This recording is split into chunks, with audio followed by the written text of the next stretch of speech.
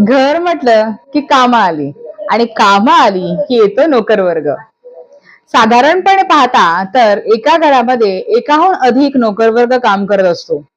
काही ठिकाणी हे लोक दिवसातील 10-12 तास काम करत असतात, तर काही ठिकाणी यांची राहण्या खाण्याची व्यवस्था त्याच घरामध्ये केलेली असते.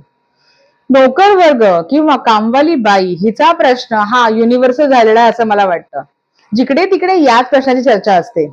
तुम्हाला माहित आहे का की तुमच्या घरातल्या कामवाल्या बाईचा किंवा तुमच्या घरातल्या नोकर वर्गाचा स्थान कुठे आहे? किंवा किंबहुना या लोकांना आपण कोणत्या दिशेमध्ये आपल्या घरातील स्थान दिलं तर हे आपल्या बरोबर बांधिलकीने राहतात? मी तुम्हाला सांगते. नोकर वर्ग आपल्या बरोबर टिकून राहावा, ते नेहमी सतर्क असावे, त्यांचा आपल्याला जास्तीत जास्त वापर व्हावा, आपल्या घरामध्ये त्यांना चांगलं फील व्हावं आणि त्यांचं मनोरंजन